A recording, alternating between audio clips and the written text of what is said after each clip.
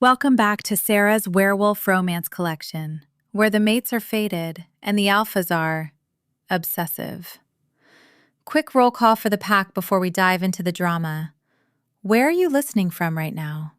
Let me know in the comments. And drop a pig emoji if you think a micro pig is the ultimate bodyguard, or a wolf emoji if you're just here for the mad alpha. Today we have a special one. It's funny, it's high stakes, and it involves a fake date that goes very wrong very fast.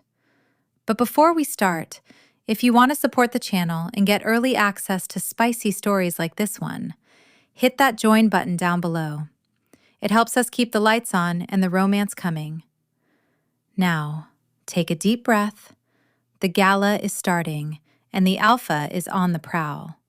Let's read. Chapter 1. The Archives of the Werewolf Council. Smelled of history, a dry, comforting blend of dust, binding glue, and fading ink. For Iris Pendergast, this was the only sanctuary that mattered. While the rest of the city howled at the moon and fought over territory, Iris preferred the silent company of the dead. She adjusted her thick-rimmed glasses, pushing them up the bridge of her nose for the 10th time that hour. The only light in the cavernous room came from her desk lamp, casting long, skeletal shadows against the rows of towering metal shelves. "Stay still, Chubby," she whispered, nudging the small, denim-clad lump by her feet with her sneaker. Chubby, her micro-pig and unauthorized assistant, let out a soft, indignant huff, but remained curled up on his dog bed beneath the desk. He was currently in a food coma, having devoured 3 carrot sticks earlier. Iris turned her attention back to the document spread out before her. It was the original treaty of 1894, a fragile piece of vellum that hadn't seen the light of day in decades. Her heart hammered against her ribs, a frantic rhythm that had nothing to do with caffeine and everything to do with fear. "He lied," she breathed, tracing the faded ink map with a trembling finger. Councilman Graves had claimed the mineral-rich ridges belonged to the council, but the map, undeniable and legally binding, showed the borderline clearly encompassing Storm Valley territory.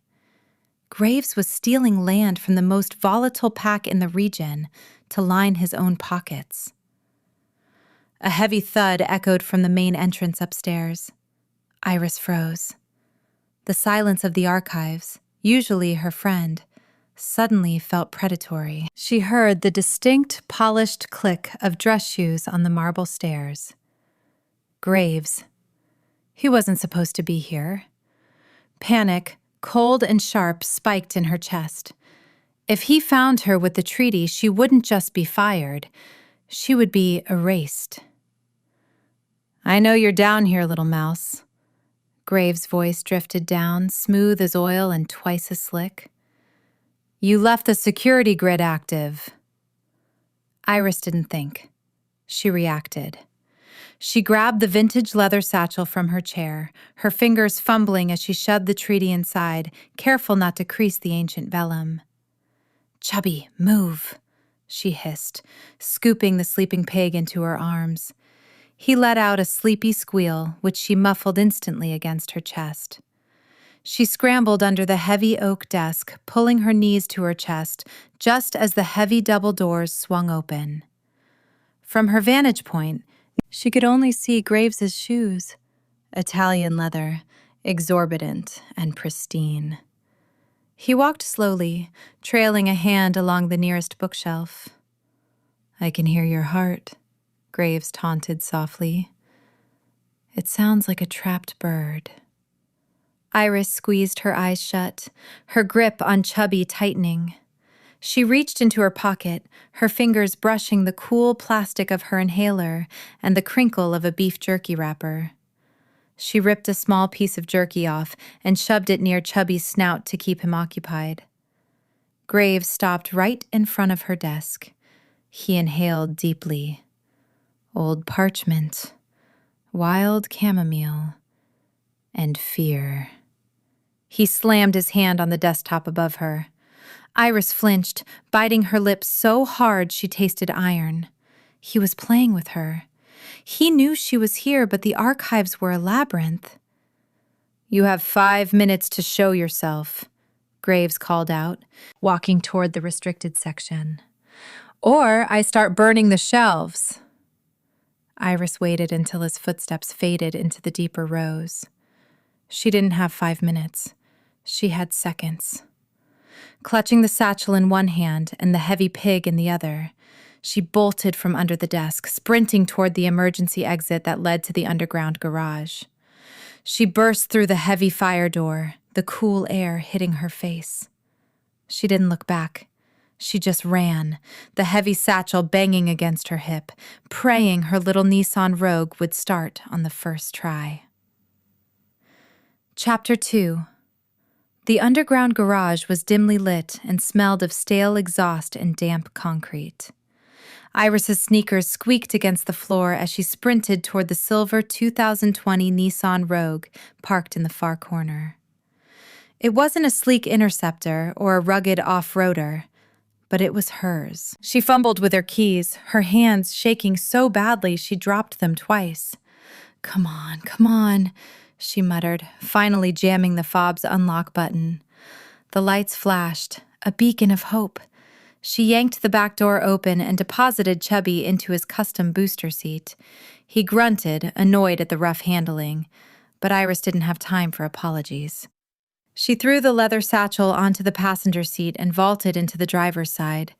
Just as the engine sputtered to life, the elevator doors across the garage pinged open. 2 men in dark suits stepped out, Graves's private security. They weren't built like bodyguards. They were built like vending machines with legs. "Hey!" one of them shouted, spotting the Nissan's taillights flaring red. Iris slammed her foot on the gas. The Rogue didn't roar. It whined aggressively. She peeled out of the spot, the tires screeching in protest. Sorry," she apologized to the car as she swerved around a concrete pillar, narrowly missing a parked sedan. The guards were running now, shifting as they moved. Iris saw the sickening pop of shoulders dislocating in the rearview mirror, human forms stretching into fur. She didn't wait to see the final result. She punched the garage passcode into the gate terminal, sweating as the metal arm raised agonizingly slow. "Go, go, go!" She ducked just as a massive gray wolf lunged at the window, its claws screeching against the glass like nails on a chalkboard. The glass held, barely. She floored it, the Rogue shooting up the ramp and out onto the rain-slicked city streets. She didn't stop. She drove with a frantic, erratic energy, weaving through traffic and ignoring the angry honks of taxi drivers. She needed to get out of the city. She needed to get to Storm Valley. It was the only place Graves wouldn't follow, at least not without an army. But as she hit the highway, the orange fuel light pinged on the dashboard. "No," Iris groaned, hitting the steering wheel. "Not now. Please, not now." She had forgotten to fill up after her commute. She couldn't make it to the mountains on fumes. She had to stop. She took the next exit, swerving into a dilapidated rest stop that looked like the setting of a horror movie. The neon sign buzzed ominously. The Greasy Spoon. It was perfect. No cameras, no high society wolves, just truckers and shadows. She parked the Nissan in the darkest corner of the lot, away from the flickering street lamp. She reached back to unbuckle Chubby, hesitating for a moment. Leaving him alone in a freezing car in this neighborhood wasn't an option. "Come on, buddy," she whispered, scooping the pig up. "Into the bag. Be quiet."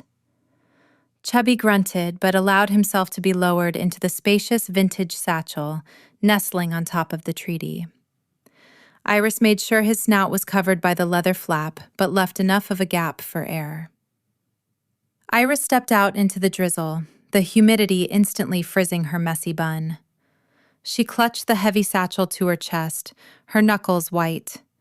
She needed fuel, she needed caffeine, and she needed a plan. She walked toward the diner, the gravel crunching loudly under her feet. Every shadow looked like a wolf. Every sound felt like a threat. She was an archivist, not a spy. She wasn't built for this. But the weight of the satchel reminded her of what was at stake. History. Truth. She pushed open the heavy glass door of the diner, a bell jingling cheerfully above her head, a stark contrast to the dread pooling in her stomach. Chapter 3. The interior of the greasy spoon smelled of burnt coffee, stale grease, and despair. It was the kind of place where dreams went to die, or at least to get deep fried. Iris kept her head down, clutching her leather satchel like a shield.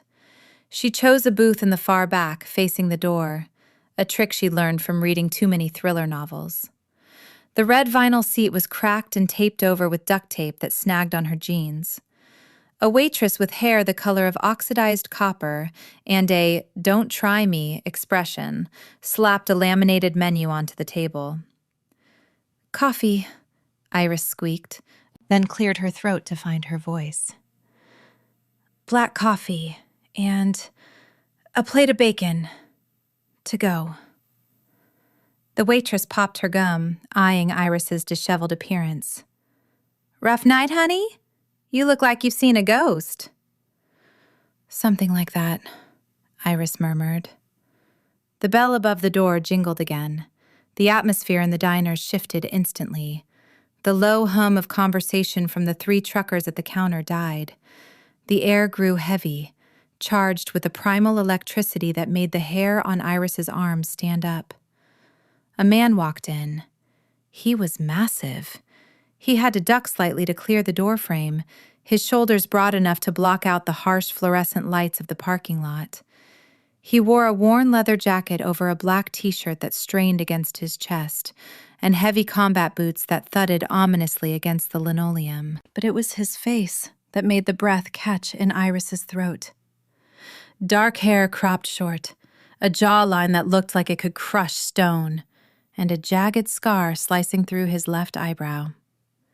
His eyes were amber, burning, predatory, and devoid of anything resembling mercy. Max Volkov. Mad Max. The Alpha of Storm Valley. Iris shrank into her booth, pulling the menu up to cover her face. What was he doing here? This was neutral ground bordering the Badlands. Max didn't look at anyone. He walked to the counter, the truckers parting like the Red Sea to give him space. He radiated a scent that drifted across the diner, overpowering the smell of grease. Pine resin, wood smoke, and rain. It hit Iris's nose, and her reaction was visceral. It felt like a punch to the gut, a sudden, sharp intake of breath that had nothing to do with her asthma. Her wolf, usually dormant and quiet, paced restlessly in her mind. Max stood at the counter, his back to the room. He checked a heavy silver watch on his wrist, then flipped open a Zippo lighter. Clink, snap. Clink, snap. The rhythmic sound was the only noise in the terrified diner. He was waiting for someone, and judging by the tension in his shoulders, they were late. Iris peeked over the menu. He was terrifying. He was exactly the kind of monster the Council warned Omegas about, and yet, beneath the scent of danger, there was something else. A loneliness so profound it felt like a physical weight in the room. Suddenly, Max stiffened. He stopped flipping the lighter. He turned his head slowly, scanning the room with laser focus. His nostrils flared. He had smelled her. Iris froze, her heart hammering against her ribs like a trapped bird. She smelled like sugared figs and chamomile. In a place that smelled like diesel and grease, she might as well have been a beacon. His amber eyes swept over the truckers, the waitress, and finally landed on her booth. The intensity of his gaze was palpable. It wasn't just a look. It was an interrogation. He pushed off the counter and started walking toward her. Chapter 4. Iris gripped the satchel so hard her knuckles turned white. "Don't look at him," she told herself. "Maybe he just wants the ketchup bottle." But Max Volkov didn't look like a man who needed condiments. He looked like a man who ate rocks for breakfast. Before he could reach her, a stumbling figure intercepted him. It was one of the bikers from the corner booth, a large man reeking of cheap beer and bad decisions. He clearly had no idea who Max was, or he was too drunk to care. "Hey, pretty boy," the biker slurred, stepping into Max's path. "You're blocking my view of the little lady in the back." The diner held its collective breath. Even the fry cook stopped scraping the griddle. Max stopped. He didn't look at the biker. He looked down at the hand the man had dared to place on his leather jacket. "Touch me again?" Max said, his voice a low rumble that vibrated through the floorboards. "And you'll be eating through a straw for a month." The biker laughed, a wet, ugly sound. "Is that a threat?" He raised a fist, aiming a sloppy swing at Max's jaw. Max didn't flinch. He didn't even shift his stance. He simply caught the biker's fist in midair. With a movement almost too fast to track, he twisted. A sickening crack echoed through the silent diner. The biker screamed, dropping to his knees as his wrist bent at an unnatural angle. Max released him, watching dispassionately as the man curled into a ball on the dirty floor. It was brutal. It was efficient. It was over in 3 seconds. Max stepped over the groaning man as if he were nothing more than a piece of trash. He didn't check for witnesses. He didn't care. He continued his path to Iris's booth. Iris pressed her back against the vinyl seat, wishing she could phase through the wall. Max stopped at the edge of her table. Up close, he was even more overwhelming. The scar on his brow twitched slightly. He placed both hands on the table, leaning in. He loomed over her, a mountain of leather and muscle. "You," he growled, his voice rough like gravel in a mixer. "You don't belong here." Iris swallowed hard, adjusting her glasses. "It's a free country." "Not this part of it," Max retorted. He leaned closer, inhaling deeply near her neck. Iris shivered, a heat flushing through her that had no business being there. "You smell like trouble and sugar." He narrowed his eyes, looking at the satchel she was guarding with her life. "What's in the bag, Omega? Stolen goods?" "Books," Iris lied, her voice gaining a surprising amount of steadiness. "I'm a librarian." Max scoffed. "A librarian at a trucker stop in the Wolf Creek borderlands? Likely story." Suddenly, the satchel moved. Max blinked. He looked down at the leather bag. Oink! A distinct, high-pitched squeal erupted from the bag as Chubby, having smelled the bacon the waitress was carrying on a tray nearby, woke up from his nap. Max took a step back, his hand instinctively going to the hunting knife in his boot. "What is that?" Iris sighed, defeated. She unbuckled the flap of the satchel. Chubby popped his head out, his little snout wiggling. He was wearing his denim vest with a patch that said, "Bad to the bone." Max stared at the pig. Then he looked at Iris, then back at the pig. The terrifying, murderous alpha looked completely baffled. "Is that breakfast?" Max asked, dead serious. "It's my emotional support animal," Iris snapped, protective instincts overriding her fear. She pulled a piece of jerky from her pocket and fed it to Chubby. "And his name is Chubby. Don't you dare look at him like he's a menu item." Max straightened up, the corner of his mouth twitching. It wasn't a smile, God forbid, but it was close. "A librarian with a pig in a vest," Max muttered, running a hand through his short hair. I must be hallucinating from the hunger. He slid into the booth opposite her, uninvited. The bench creaked under his weight. You're running from something, he stated, his amber eyes locking onto hers. It wasn't a question. Nobody smells that much like fear unless they're being hunted. Who is it? Iris hesitated. She looked at the bruises on his knuckles, the lethal grace he moved with, and the way the entire diner was terrified of him. He was a monster. But maybe he was the exact monster she needed. I'm not running, Iris said softly. I'm looking for a date. Chapter 5. Max Volkov stared at her. For a moment, the only sound in the diner was the whimpering of the biker on the floor and the enthusiastic chewing noises coming from Chubby the pig. A date, Max repeated, the words sounding foreign and heavy on his tongue. You are sitting in a roadside dive, guarding a pig in a vest, smelling like pure fear, and you want a date. A fake date?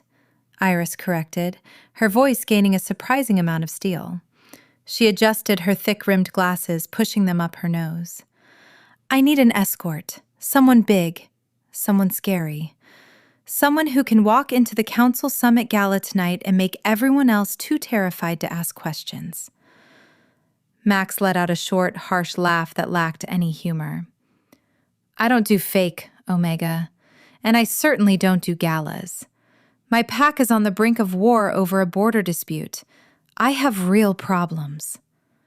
He made to slide out of the booth, his leather jacket creaking. I can fix the border dispute, Iris blurted out. Max froze. He turned his head slowly back to her, his amber eyes narrowing into slits. What did you say? Iris reached into the vintage leather satchel, her fingers brushing against Chubby's warm flank.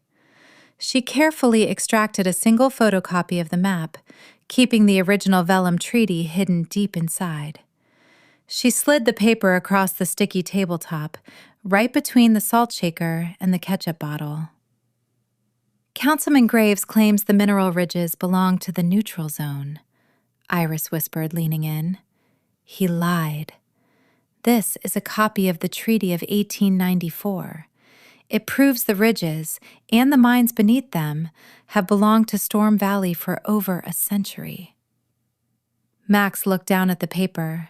His expression didn't change, but the air around him grew heavier, charged with a sudden violent intensity. He traced the borderline with a scarred finger. Where did you get this? He demanded, his voice low and dangerous. I'm the Archivist, Iris said, snatching the paper back before he could take it. And Graves knows I have it. He's hunting me. I need to present the original document to the High Elders at the gala tonight before he destroys it. And me. Max looked at the groaning biker on the floor, then back at Iris. He ran a hand over his short, dark hair, weighing the options. The girl was a liability. She was small, terrified, and smelled like sugared figs and chamomile, a scent that was currently making his wolf pace aggressively in his mind. But that map was the key to saving his pack from starvation and ruin. If I get you in, Max gritted out, I take the original treaty, and you walk away. We never speak again. Deal, Iris breathed, relief washing over her features. Don't look so relieved, Max warned, standing up to his full tower height. The fluorescent lights flickered above him. You asked for a monster to protect you, Iris. Be careful you don't get bitten by the dog you hired. He threw a crumpled $20 bill onto the table next to the untouched coffee. We leave now, he commanded, before the local law enforcement arrives to scrape that idiot off the floor. My truck is out back. I have my car, Iris protested, clutching her satchel. "I can't leave the Nissan." Max scoffed, looking at the keys in her hand. "Fine. But if you fall behind, I'm not stopping." Chapter 6.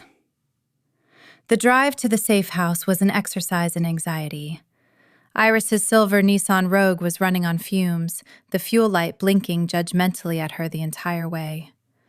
Ahead of her, Max's matte black Ford Raptor tore through the rain-slicked streets like a tank, weaving through traffic with aggressive precision. They pulled up to the Rusty Claw just as Iris's engine sputtered and died. It was a dive bar located in the industrial district, sandwiched between a muffler shop and a condemned warehouse. The neon sign out front flickered, missing the letter L, so it read, "The Rusty Caw." Iris grabbed her satchel and scooped up Chubby, hurrying through the drizzle toward the heavy metal door. Max was already there, leaning against the brick wall, looking unimpressed. "This is your fortress?" Max asked, eyeing the peeling paint. "It's family," Iris said defensively.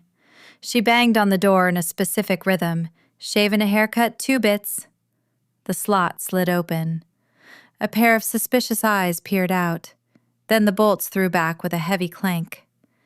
Aunt Sheila stood in the doorway. She was a force of nature wrapped in leopard print spandex and a cloud of hairspray. She held a lit cigarette in one hand and a pink rhinestone taser in the other. "Iris!" Sheila gasped, pulling her niece into a hug that smelled of menthol and cheap perfume. "I was worried sick. Graves's goons have been sniffing around downtown." Then, Sheila looked over Iris's shoulder. She saw Max. The taser crackled to life, a sharp electric zap that made Iris jump. "Who's the giant?" Sheila barked, pointing the weapon at Max's chest. "You bring trouble to my door, Iris?" Max didn't flinch. He looked at the taser, then at Sheila. "I'm the ride." "This is Max," Iris interjected quickly, stepping between them. "He's helping. He's Alpha Volkov." Sheila's eyes widened, but she didn't lower the weapon. "Mad Max? The one who bit a guy's ear off in 2022? "It was a nose," Max corrected flatly, "and he deserved it."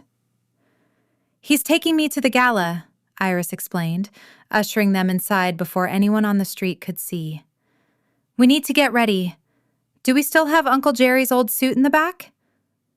Sheila lowered the taser, finally looking Max up and down with a speculative gleam.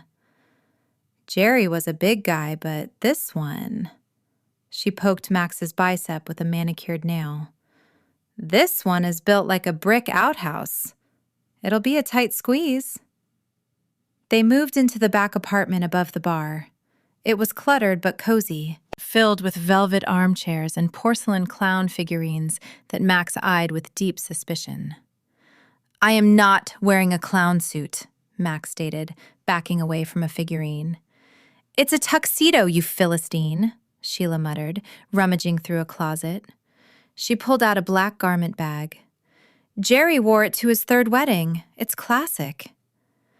Iris retreated to the bathroom to change, clutching her own garment bag, a thrift store find she had stashed in her trunk weeks ago for the office holiday party that never happened. When she emerged 20 minutes later, the room went silent. She wore a floor-length gown of deep emerald green velvet. It was modest, with long sleeves and a high neck, but the fabric clung to her curves in a way that felt dangerously exposed. She had tamed her unruly chestnut hair into a sleek twist, though a few tendrils had already escaped. She wasn't wearing her glasses.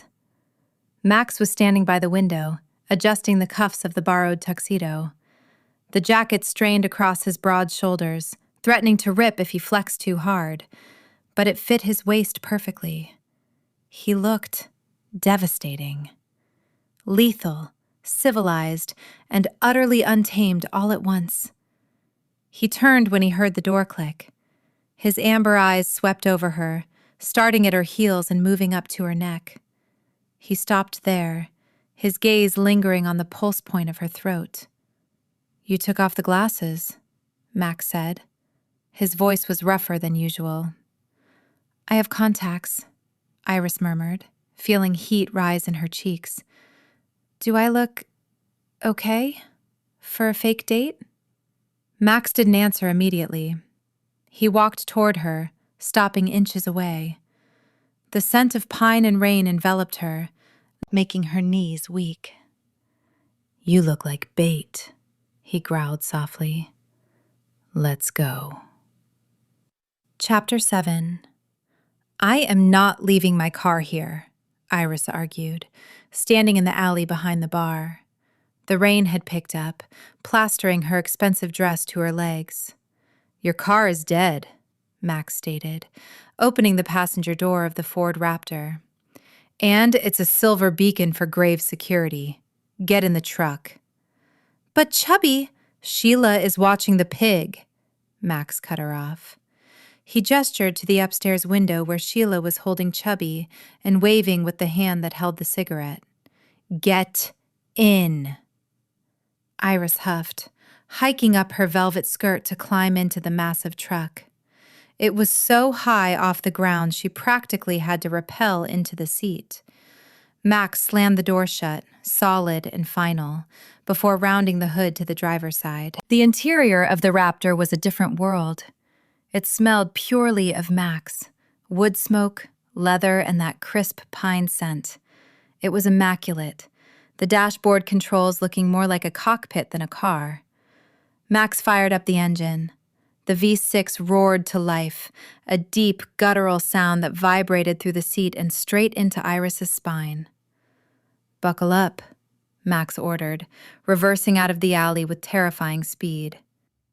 The drive to the city center was tense. The silence stretched between them, thick and suffocating. Iris clutched her satchel on her lap, her knuckles white. The treaty was safe inside, but she felt incredibly vulnerable without Chubby or her car. Max drove with one hand on the wheel, his other resting on the gear shift. His knuckles were scarred and rough. Iris found herself staring at them, wondering how many fights those hands had ended. "Stop staring," Max said, his eyes fixed on the road. "I'm not staring," Iris lied. "I'm observing. It's what archivists do." "Observe something else," he muttered. He reached into the center console and pulled out his silver Zippo lighter, flipping it open and closed with a metallic clink-clack while he drove. It was a nervous tick, she realized. The big bad wolf was anxious. "You hate this," Iris realized aloud. "The suit, the city, the politics." "I hate liars," Max corrected. He glanced at her, his amber eyes catching the reflection of the passing streetlights. "And that building is full of them." They turned onto the boulevard leading to the Obsidian Tower, where the summit was being held. A line of limousines stretched down the block. Max didn't wait in line. He swerved the massive truck into the valet lane, causing a pristine Bentley to honk indignantly. "We're here," Max announced, killing the engine. The sudden silence was deafening. He turned to her, his expression grim. "Listen to me, Iris. Once we step out of this truck, you are mine. You don't leave my side. You don't talk to anyone unless I say so. Graves will be watching." "I can handle myself," Iris said, reaching for the door handle. Max's hand shot out, grabbing her wrist. His grip was firm, but not painful. His skin was scorching hot. "No," he said, his voice dropping an octave. "You can't. Not against alphas like Graves. Tonight, you aren't the Archivist. You're the alpha's mate. Act like it." Iris swallowed hard, nodding. Max released her, the ghost of his touch lingering on her skin like a brand. Chapter 8. The grand ballroom of the Obsidian Tower was a cavern of crystal and malice. Chandeliers the size of small cars dripped from the ceiling, casting refracted light over the gathered elite of the werewolf world. The air was thick with the scent of expensive perfume, champagne, and the underlying metallic tang of power. When the double doors opened and the announcer failed to speak because he was too busy staring, Iris knew they had made an entrance. Max Volkov did not walk. He prowled. In the sea of polished tuxedos and forced smiles, he looked like a weapon that had been brought to a tea party. The borrowed suit strained across his chest, emphasizing the sheer brutality of his build. Iris walked beside him, her hand tucked into the crook of his arm. She felt small, fragile, and entirely out of place. Her velvet dress swished softly around her ankles, a whisper in the sudden silence. "Head up," Max murmured, barely moving his lips. "Look bored. Predators don't look nervous." Iris lifted her chin, channeling her inner Aunt Sheila. She pushed her shoulders back, fixing a cool, detached expression on her face. They descended the grand staircase. The crowd parted. It wasn't out of respect. It was out of fear. Whispers rippled through the room like a shockwave. "Is that Volkov? Who is the girl? I thought he lived in a cave. She smells sweet." A waiter approached with a tray of champagne. Max growled, a low, rumbling sound that made the waiter turn pale and pivot away instantly. "You're scaring the help," Iris whispered, trying to suppress a hysterical giggle. The adrenaline was making her giddy. "Good," Max replied. "Less poison to dodge." His hand moved from her elbow to the small of her back. The heat of his palm burned through the velvet of her dress. It was a possessive gesture, heavy and claiming. Iris leaned into it instinctively, her body seeking his warmth in the cold, hostile room. "There," Max said, his body going rigid. Iris followed his gaze. Standing near the ice sculpture of a howling wolf was Councilman Graves. He looked impeccable in a white dinner jacket, holding court with 3 pack elders. He saw them. His smile didn't falter, but his eyes, cold, dead shark eyes, hardened. "Showtime," Iris breathed, her hand tightening on her satchel. Graves excused himself from the elders and glided toward them. He moved with a liquid grace that made Iris's skin crawl. "Alpha Volkov," Graves said smoothly, stopping 3 feet away. "What an unexpected surprise. I wasn't aware the Storm Valley Pack owned a tuxedo." "Graves," Max nodded, his voice flat. "I heard there was an open bar. I got thirsty." Graves chuckled, a dry sound. He turned his attention to Iris. "And Miss Pendergast, I see you found a new employment opportunity after abandoning your post at the archives." "I'm on sabbatical," Iris said, surprised by how steady her voice sounded. She stepped closer to Max, letting his bulk shield her. "And Max insists on bringing me everywhere. He has separation anxiety." Max stiffened, then snorted. It was a genuine reaction. He looked down at her, a flicker of amusement in his amber eyes. "Terrible anxiety," he agreed, playing along. "I get bitey when she's not around." Graves's smile thinned. He looked at the satchel Iris was clutching. "Lovely bag. Heavy?"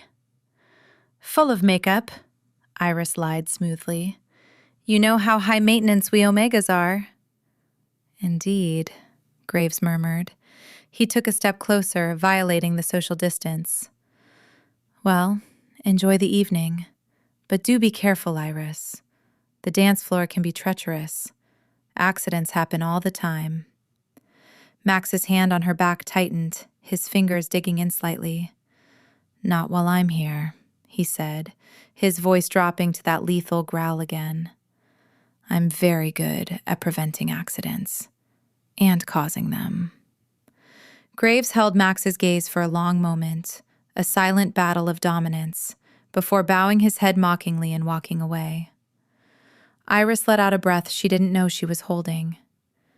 "He knows," she whispered. "He knows I have the treaty in the bag." "I know," Max said, scanning the room. His muscles were coiled tight. "Stay close. This isn't a party, Iris. It's a hunting ground." Chapter 9. The string quartet in the corner of the ballroom began to play a waltz, something slow, mournful, and steeped in tradition.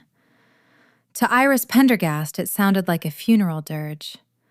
She stood next to Max Volkov, her hand clutching the strap of her vintage leather satchel until her knuckles turned ivory. The room was a shark tank, and she was the only one bleeding. Every pair of eyes in the obsidian tower seemed fixed on them. Some were curious, calculating the political implications of the Storm Valley Alpha taking a mate. Others were openly hostile, waiting for the Mad Alpha to snap. "Relax," Max murmured, though his own body was coiled as tight as a steel spring.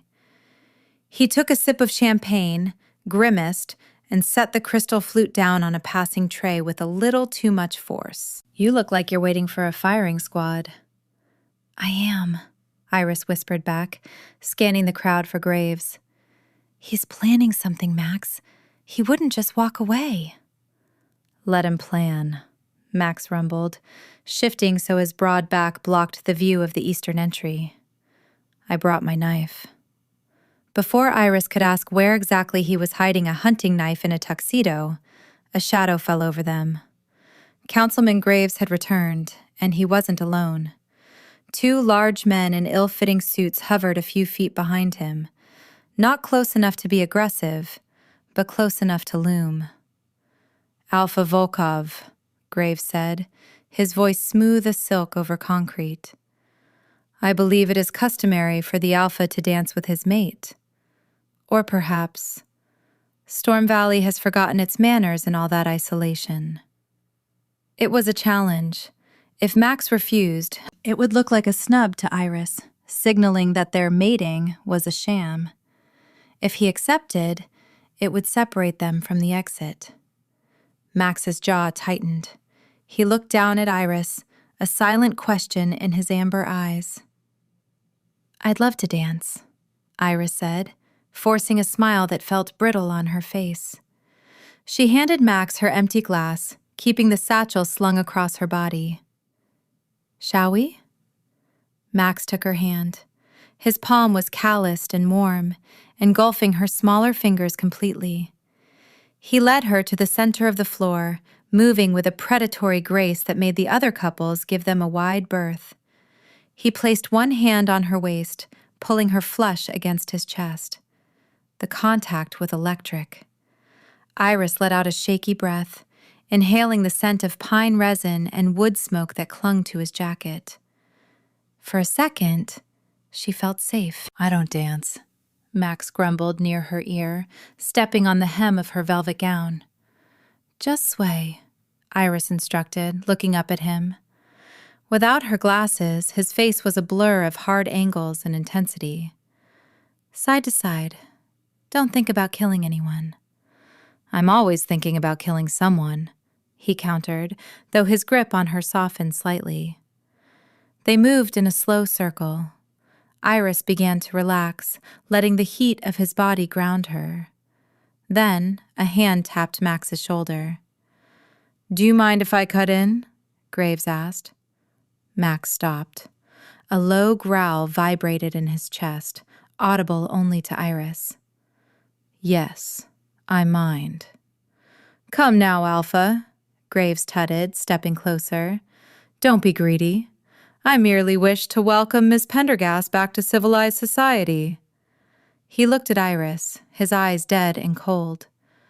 "Besides, I have news about her aunt. I believe the Rusty Claw is currently undergoing a surprise fire inspection." Iris's blood ran cold. The satchel felt heavy against her hip. A fire inspection was code for a raid. Aunt Sheila. Chubby. They were all there. "Max," Iris said, her voice trembling. "It's okay. Just one dance." Max looked at her, seeing the panic she was trying to hide. He hesitated, his eyes flashing dangerous sparks at Graves. "I'll be watching," he warned the councilman, "from 3 feet away." Max stepped back, reluctant and lethal. Graves immediately took Iris's hand. His grip was clammy and too tight. "You have the treaty in that bag," Graves whispered as he spun her away from Max. "Don't bother denying it. The ink smells like treason." "It smells like history," Iris corrected, trying to pull away, but his grip was iron. "And you can't touch me here, not in front of the elders." "Oh, Iris," Graves sighed, his breath smelling of mint and rot. "Accidents happen on the dance floor all the time." He signaled to the edge of the room. The 2 large men stepped forward. Chapter 10. The shift in the room was subtle at first, a ripple of unease that moved through the crowd. The music swelled to a crescendo, masking the sound of heavy footsteps approaching. "Give me the bag," Graves hissed, his nails digging into Iris's wrist. "And I'll call off the inspection at your aunt's bar. Refuse, and she burns." Iris gasped, stumbling in her heels. She looked frantically for Max. He was standing by a marble pillar, his gaze locked on them, his body rigid. He saw her distress. "No," Iris said, clutching the satchel to her chest. "It's not yours." Graves shoved her, hard. It was calculated to look like a stumble, but it sent her reeling backward into the waiting arms of his guard. "Escort Miss Pendergast to the lounge," Graves commanded loudly, for the benefit of the onlookers. "She seems unwell." The guard, a brute with a shaved head and a neck as thick as a tree trunk, grabbed Iris by the upper arm. His fingers bruised her skin instantly. He yanked her toward the side exit, away from the safety of the crowd.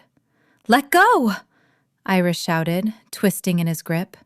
She reached for the pepper spray in her pocket, but the velvet dress made it impossible to access quickly. That was when the air in the ballroom changed. It became heavy, charged with a terrifying pressure. Max didn't shift. He didn't howl.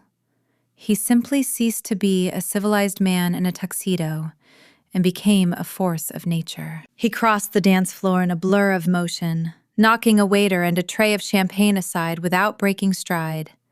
"Get your hands off her," Max roared, the sound shattering the polite murmurs of the gala. The guard sneered, tightening his grip on Iris. "Council business, Alpha. Back off." Max didn't stop. He lunged. The impact was sickening. Max slammed into the guard, his momentum driving them both into a table of hors d'oeuvres. The table collapsed in a shower of silver platters and shrimp. Iris was thrown clear, landing hard on her hip, clutching the satchel. Max was on top of the guard instantly. He didn't punch. He dismantled. He grabbed the guard's arm, the one that had touched Iris, and twisted. The sound of bones snapping echoed through the silent ballroom like a gunshot. The guard screamed, a high, thin sound that was cut off as Max slammed a fist into his throat. "Max!" Iris cried out, scrambling to her knees. Max stood up, breathing hard. His tuxedo jacket was torn at the shoulder, revealing the shifting ink of his tattoos. His knuckles were bloody. He turned to the crowd, his amber eyes glowing with a feral light. Graves stepped forward, looking pale but defiant. "You just attacked a council official, Volkov. That is an act of war. She is council property." Max looked at Iris. He saw the red marks on her arm where the guard had grabbed her. Something inside him snapped, the last tether to his humanity. He walked over to Iris, towering over her. He didn't help her up.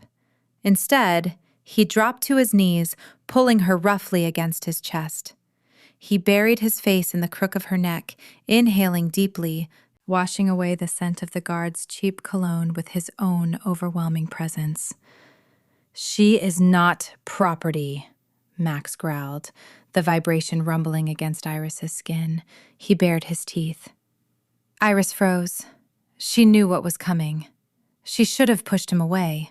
This was a fake date. This was a business transaction. But as his lips brushed the sensitive skin where her neck met her shoulder, she didn't move. She leaned in. Max bit down. It wasn't a nip. It was a claim. His teeth sank into the marking spot, breaking the skin. The pain was sharp and white-hot, followed immediately by a rush of endorphins that buckled Iris's knees. The scent of pine and rain exploded around them, weaving into her own scent, binding them on a cellular level. Max pulled back, licking the drop of blood from the mark. He turned to Graves, his eyes wild, his chest heaving. "Mine!" Max bellowed, his voice echoing off the crystal chandeliers. "She is pack. She is mate. No pretending." The room went deathly silent. Graves took a step back, genuine fear finally flickering in his eyes. A public marking was irreversible. It was werewolf law written in blood. Chapter 11. The silence lasted for exactly 3 seconds. Then, chaos erupted. "Seize them!" Graves shrieked, pointing a trembling finger at Max. "He's rabid. He's compromised the Archivist!" More guards poured in from the main doors, at least a dozen of them, armed with stun batons and silver-tipped tasers. "Run," Max growled, hauling Iris to her feet. He didn't wait for her to agree. He grabbed her hand and pulled her toward the kitchen exit, using his body as a shield. Iris hiked up her emerald gown, clutching the satchel that contained the treaty, and now, the justification for a death sentence. They burst through the swinging doors into the kitchen, startling a line of chefs who dropped their pans. Max shoved a rolling cart of pastries into the path of the pursuing guards, the crash of metal and breaking china buying them precious seconds. They exited into the cool night air of the valet circle. The rain was coming down harder now, a deluge that soaked them instantly. "The truck!" Iris gasped, wiping rain from her contacts. "Where is the Raptor?" Max scanned the lot. "There." The matte black Ford Raptor was parked near the front, but it was surrounded by 3 armored SUVs. Heavy metal boots clamped the massive tires. It was a paperweight. "They blocked it in," Max cursed, running a hand through his wet hair. "We can't take it." "My car's at the bar," Iris panicked. "We're stranded!" "Not yet." Max strode toward the valet stand. The valet, a terrified teenager, took one look at the blood on Max's mouth and the torn tuxedo and fled, leaving the keyboard unguarded. Max grabbed the first set of keys his fingers touched. "We're taking this one." He hit the unlock button. Lights flashed across the lot. Not the aggressive headlights of a truck, nor the sleek beams of a luxury sedan. 2 round, cheerful headlights winked at them from a tiny, cherry-red Mazda Miata. Iris stared at it. "You have got to be kidding me." "It has wheels," Max grunted, grabbing her arm as the kitchen doors banged open behind them. "Get in!" He threw himself into the driver's seat. It was a comedy of errors. Max was 6'5" of muscle and aggression. The Miata was built for someone half his size.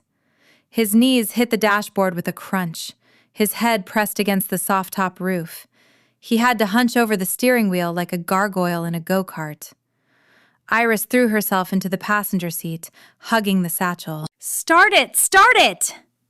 Max fumbled with the ignition, his large hands struggling in the cramped space. The engine purred to life, a soft, polite vroom that sounded ridiculous after the roar of his Raptor. "This is a toy," Max roared, slamming the gear stick into first. "This is a child's toy." Drive!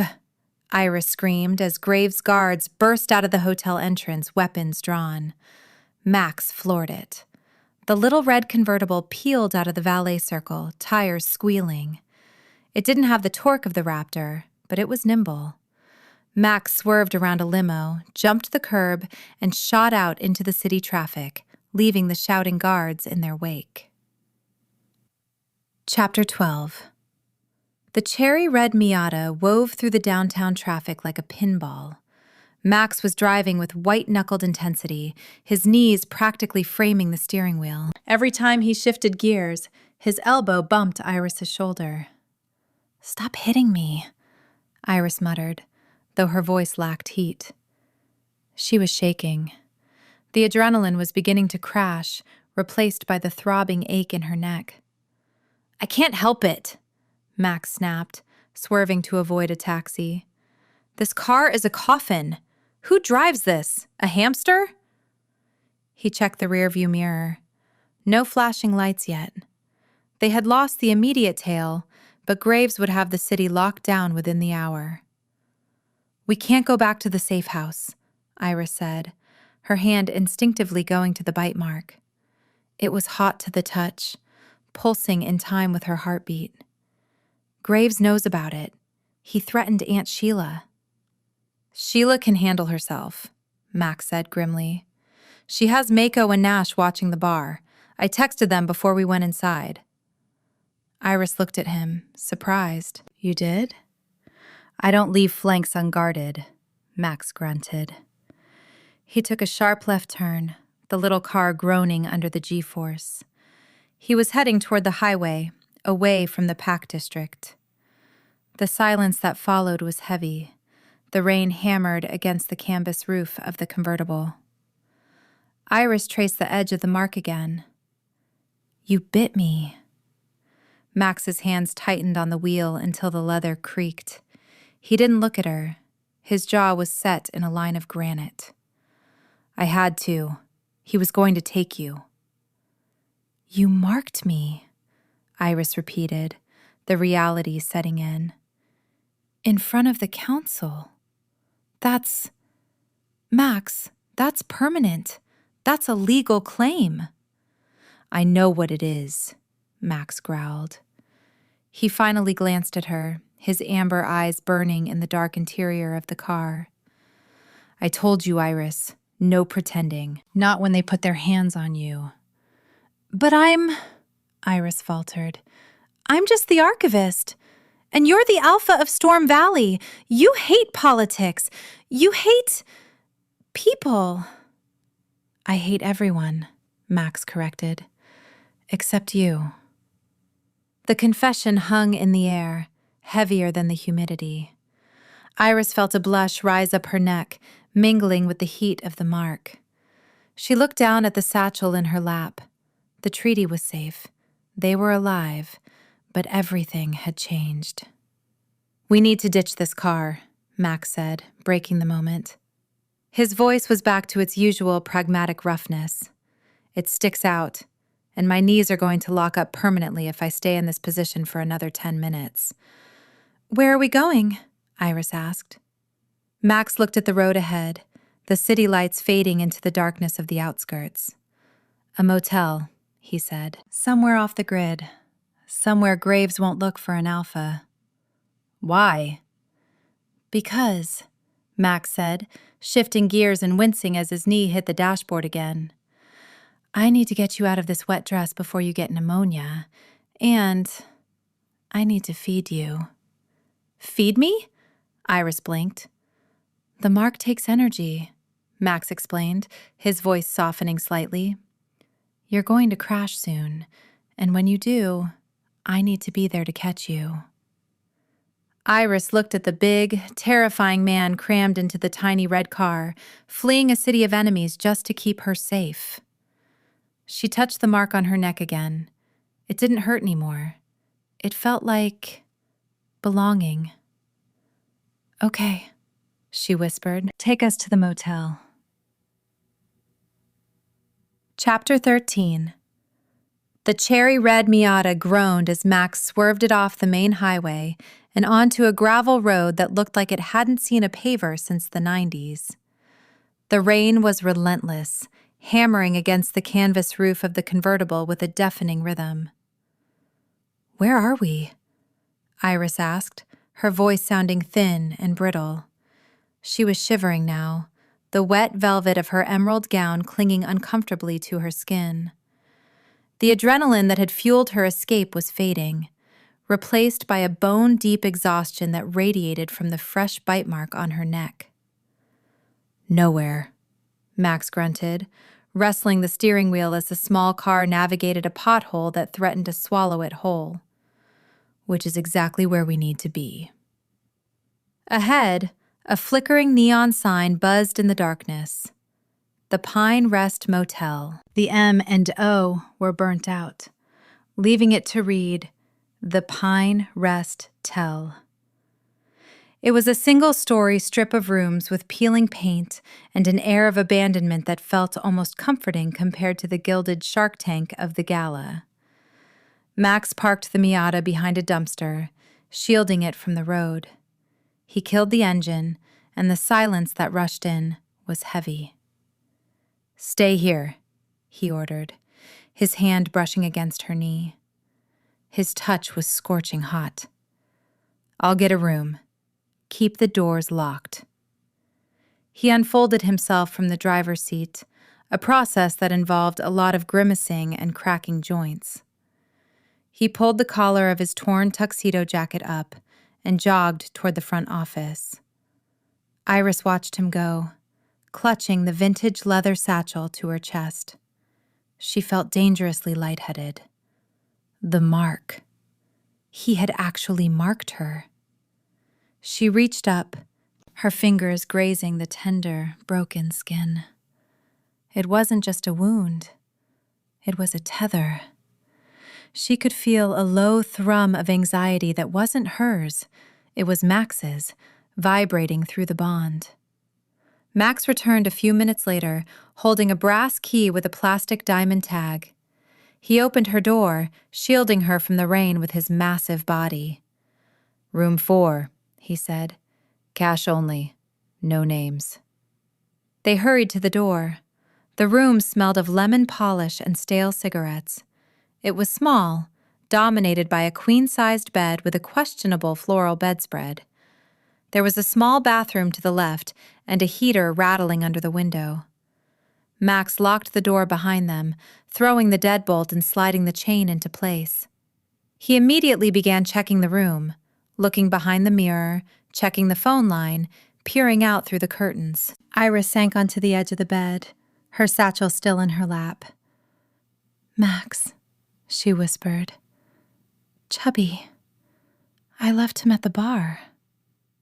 Max turned, his amber eyes softening as they landed on her. "He's safe, Iris. Mako is probably feeding him bar nuts right now.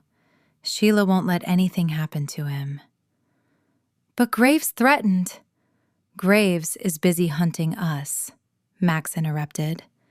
He walked over to her, his movements predatory but controlled. "And right now, you need to focus on breathing. You're pale." He knelt in front of her, his tuxedo trousers straining against his thighs. He reached out, his large, scarred hands hovering near her face. "May I?" Iris nodded, too exhausted to speak. Chapter 14. Max's fingers were surprisingly gentle as he unclasped the satchel from her grip and set it on the nightstand. He then reached for the zipper at the back of her dress. "You're freezing," he murmured. "We need to get you warm." The mark. It drains the Omega's energy initially. Your body is adjusting to the bond. He pulled the zipper down. Iris shivered, but not from cold. She stepped out of the heavy, wet velvet, standing in her undergarments. She felt exposed, not just physically, but spiritually. This man, this mad alpha who terrified entire packs, was treating her like she was made of glass. Max stripped off his ruined jacket and the soaked dress shirt, revealing a torso that was a landscape of muscle and ink. Scars crisscrossed his chest, stories of violence she didn't know yet. "The heater," Max said, moving to kick the old unit. It groaned and spat out a puff of warm air. "It'll take a minute." He pulled the floral bedspread back. "Get in." Iris crawled under the sheets, her teeth chattering. Max didn't join her immediately. He paced the small room, his agitation palpable. He flipped his silver Zippo lighter open and closed. Clink, snap, clink, snap. "You marked me," Iris said into the silence. Max stopped pacing. He looked at her, his expression unreadable. "I did." "You could have just punched him," Iris argued weakly. "You didn't have to claim me." "He touched you," Max growled, the sound rumbling deep in his chest. "He put his hands on you and tried to drag you away. In my world, Iris, that is a declaration of war. I ended it." "But it's fake," Iris whispered. "The date, the relationship, it was all a lie to get the treaty." Max walked to the side of the bed.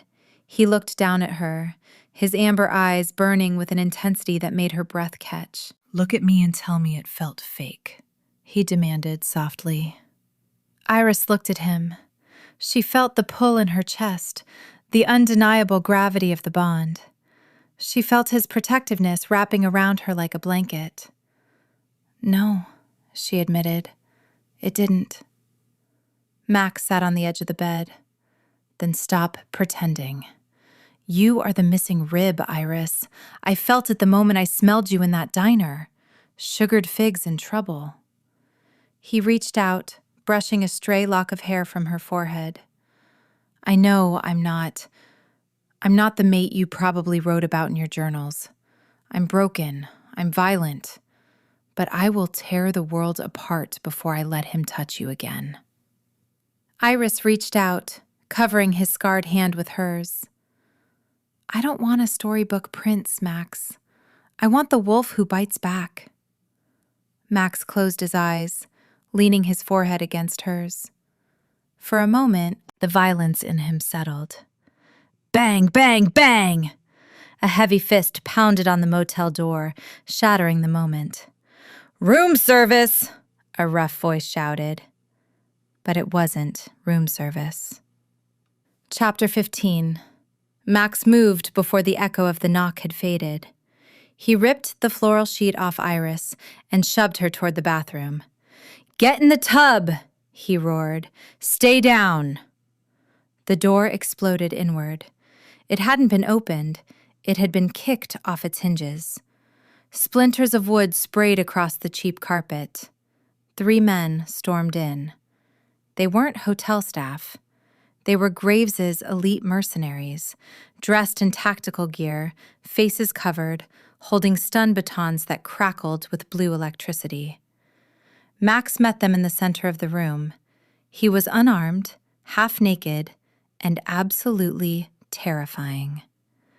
The first mercenary swung a baton at Max's head. Max ducked, the electricity singing through the air where his ear had been. He drove a fist into the man's gut, lifting him off his feet and throwing him into the second attacker. Iris scrambled into the bathroom, clutching the satchel she had grabbed from the nightstand.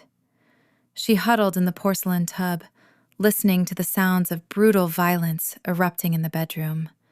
The smash of a lamp, the grunt of impact, the wet thud of bodies hitting walls. "Get the girl!" one of the mercenaries shouted. A shadow fell across the bathroom doorway. The third mercenary. He held a serrated knife. Iris fumbled in her pockets. No, she was in her underwear. The pepper spray was in the satchel. She ripped the bag open, her fingers shaking as she dug past the treaty. The man lunged. Iris sprayed. A cloud of pink capsaicin mist hit him square in the eyes. He howled, dropping the knife and clawing at his face. Iris didn't wait. She scrambled out of the tub and kicked the knife away, sliding it across the tile floor toward the bedroom. "Max!" she screamed. In the bedroom, Max was overwhelmed. 2 more men had entered through the broken door. One had a taser cable wrapped around Max's throat, choking him. Max's face was turning purple, veins bulging. He saw Iris in the doorway. He saw the fear in her eyes. He let go. Max stopped fighting like a man. He roared, a sound that shook the thin walls of the motel. His bones cracked audibly, reshaping in seconds. The taser cable snapped like thread. Where a man had stood, a massive black wolf now exploded into existence. His fur was matted with blood, his teeth bared in a snarl that promised death. The mercenaries froze. Dealing with an alpha in human form was one thing. Dealing with a shifted alpha in a confined space was suicide. The wolf didn't hesitate. He lunged at the man who had choked him, his jaws clamping down on the tactical vest and shaking him like a rag doll. "Retreat!" the leader screamed. Chapter 16. The fight spilled out into the parking lot. The wolf threw the mercenary through the shattered window, glass raining down on the wet pavement. Max, the wolf, turned to Iris. He chuffed, nudging her leg urgently with his wet nose. "Run." Iris didn't argue. She grabbed the satchel and scrambled through the broken window after him. The rain was torrential now, turning the gravel lot into a mud pit. More headlights were approaching from the main road. Graves had sent an army. "We can't take the car!" Iris shouted over the storm. The Miata was blocked in by 2 black SUVs. Max growled, jerking his massive head toward the dense forest that bordered the motel property. The woods. It was their only cover. Iris sprinted. She was barefoot, the gravel cutting into her feet, but she didn't stop. She ran toward the tree line, the darkness of the forest offering the only sanctuary. Behind her, she heard the pop, pop, pop of tranquilizer darts being fired. Max was right on her heels. He zigzagged, keeping himself between her and the shooters. One dart bounced off his thick flank. Another embedded itself in the dirt near Iris's foot. They crashed into the underbrush. The branches whipped at Iris's bare skin, leaving stinging welts, but she pushed deeper. Max was her guide in the dark, his black form a shadow leading her through the labyrinth of trees. "Max, wait!" Iris gasped, stumbling over a root. Her asthma was flaring, her chest tightening like a vice. She fumbled for the inhaler in the satchel, taking a desperate puff. The wolf stopped instantly. He circled back, whining low in his throat. He nudged her side, offering support. I can't run fast enough," she wheezed. Max lowered his body to the ground. He looked at her, his amber eyes pleading. "Climb on." It was forbidden. Alphas didn't let people ride them. It was a sign of submission. But Max wasn't asking. He was insisting. Iris scrambled onto his back, gripping his thick fur. Max stood up, taking her weight effortlessly.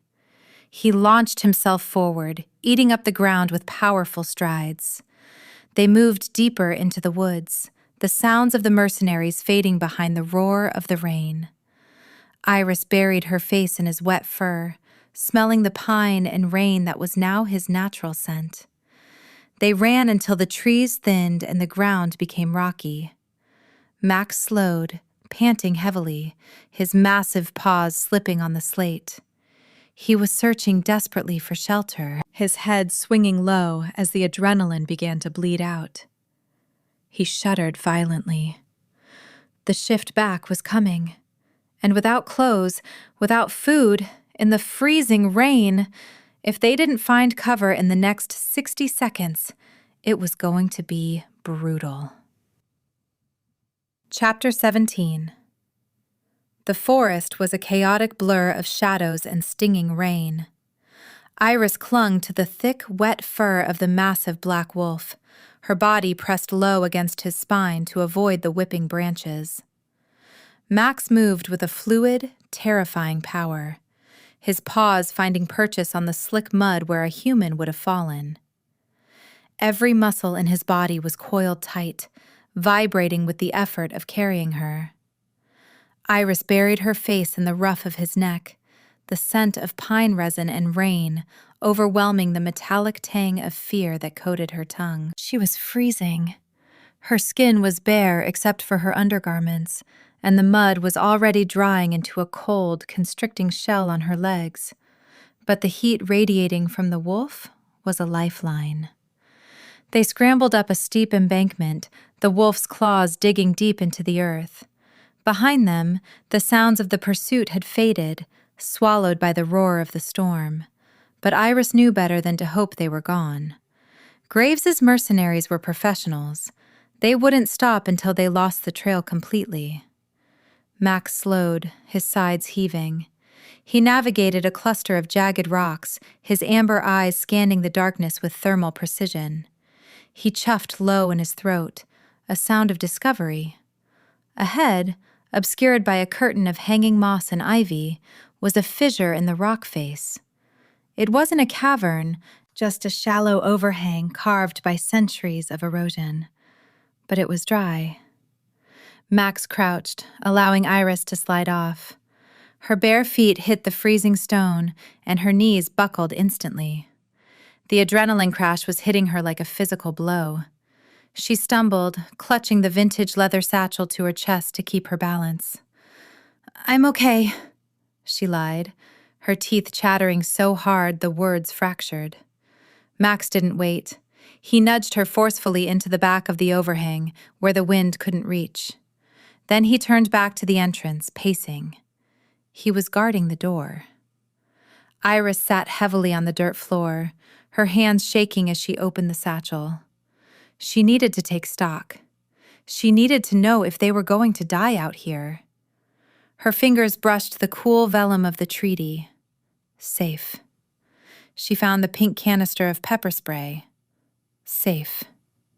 Then, her hand bumped against a hard, rectangular object at the bottom of the bag. The burner phone. She let out a ragged breath of relief. In the chaos of the motel room, when Max had shoved her toward the bathroom and the table lamp had shattered, she had instinctively swept the contents of the nightstand into her bag before grabbing the treaty. She pulled it out. The screen was cracked, but it lit up. 12% battery. No signal in the deep ravine, but it was alive. "Max," she whispered, holding it up. "We have a phone." The wolf stopped pacing. He looked at her, then at the phone. He didn't celebrate. He swayed on his feet, a low whine escaping his throat. His massive head dipped, his amber eyes losing their focus. The shift. It was coming, and he had burned through every calorie he had fighting 3 men and running 2 miles with a passenger. Chapter 18. The transformation wasn't magical. It was agonizing. Max collapsed onto the dirt floor of the cave, his massive frame convulsing. Iris watched in horror as the sound of bones snapping and reshaping echoed off the stone walls. It was visceral, a biological dismantling of the beast to reveal the man. The black fur receded, revealing slick, human skin. His snout shortened, his spine cracked into alignment, and with a final, gasping shudder, Max lay still. He was human again. And he was naked, vulnerable, and shivering violently. "Max?" Iris crawled over to him, disregarding the sharp stones digging into her knees. He was ice cold. His skin was pale, crisscrossed with fresh cuts from the brush and a nasty, darkening bruise on his ribs where the mercenary's baton had connected. But it was the lethargy that scared her. His eyes were half open, glazed over. "Sugar," he rasped, his voice barely audible over the rain. "Need fuel." The caloric crash. Shifting took massive amounts of energy. Without food, his body would start cannibalizing its own muscle to keep his heart beating. He would go into hypothermic shock within minutes. "Food," Iris muttered, panic rising in her chest. "Food, food, food." She ripped the satchel open again, dumping the contents onto the dirt.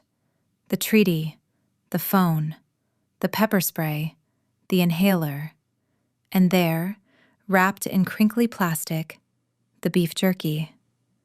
It was the spicy kind she bought to bribe Chubby. It wasn't a steak, but it was protein. She tore the package open with her teeth. "Max, you have to eat." She lifted his head into her lap. He was heavy, a dead weight that terrified her. She pressed a piece of jerky to his lips. "Chew," she commanded, her voice trembling. "Come on, Mad Max. Don't you dare die on me now." Max groaned, his instincts taking over. He bit down, chewing slowly at first, then ravenously. Iris fed him piece after piece, watching as a little color returned to his face. It wasn't enough to heal him fully, but it was enough to stop the shaking from being convulsive to just shivering. He swallowed the last piece and slumped back against her thighs, his breathing ragged. "That," he wheezed, "was the worst steak I've ever had." Iris let out a wet laugh, wiping a tear from her cheek. "It was Chubby's. You owe him." Max tried to sit up, but failed. He looked down at himself, then at Iris. His eyes widened as he processed her state. She was sitting in the dirt, wearing only a lace bra and panties, her skin marbled with cold and mud. "You're naked," he stated, his brow furrowing. "So are you," Iris pointed out, her cheeks heating up despite the freezing temperature. "No," Max said, struggling to push himself upright. "I'm used to the cold. My blood runs hot. You're an Omega. You're turning blue, Iris." He was right. Her extremities were numb. The adrenaline had worn off completely, leaving her defenseless against the dropping temperature. "Come here," Max ordered. It wasn't a suggestion. Chapter 19. "We need body heat," Max stated, his pragmatic tone at odds with the raw intensity in his eyes. "Skin to skin. It's the only way to conserve thermal energy." Iris didn't argue. She couldn't. Her teeth were chattering so hard her jaw ached. She scooted backward into the deepest corner of the overhang, where the dry leaves had gathered. Max followed. He positioned himself behind her, pulling her back against his chest. He was massive, a furnace of heat compared to the biting air. He wrapped his arms around her, his large hands rubbing her arms briskly to generate friction. "I'm getting mud on you," Iris murmured, leaning her head back against his shoulder. "I don't care," Max grumbled near her ear.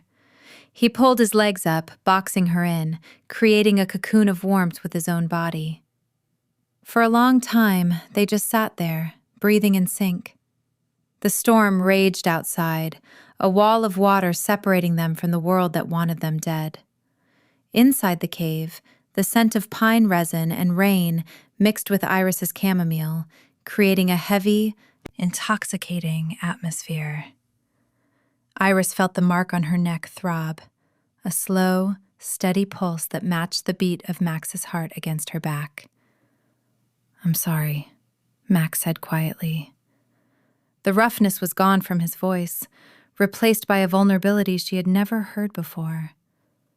"For what?" Iris asked, tracing the scar on his forearm with her fingertip. "For dragging you into this. For the mark." He tightened his arms around her slightly.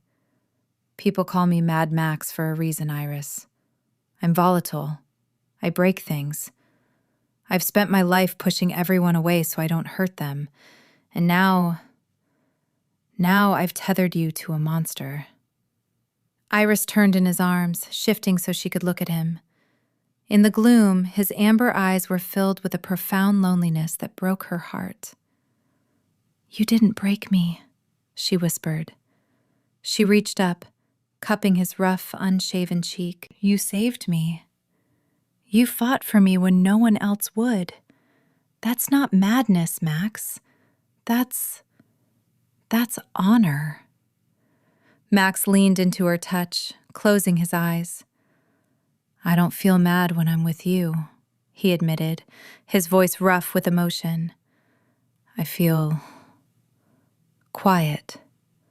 For the first time in years, the noise in my head stopped." "You're my missing rib," Iris said softly, repeating the words he had said in the motel. Max opened his eyes. The heat between them flared, sudden and consuming. It wasn't just survival anymore.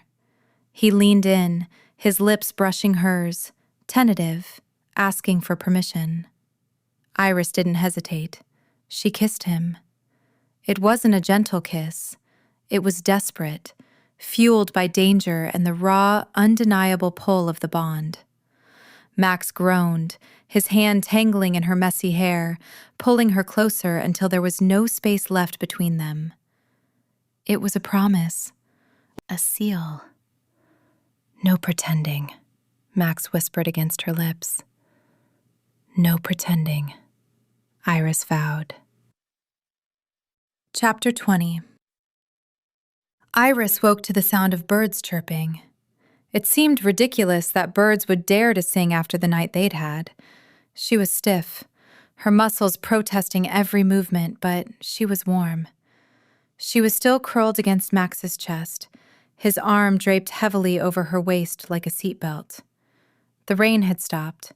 Sunlight filtered through the ivy curtain, illuminating the dust motes dancing in the air.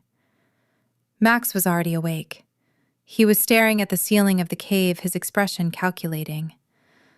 "Morning," he rumbled, his voice a deep bass that vibrated through her.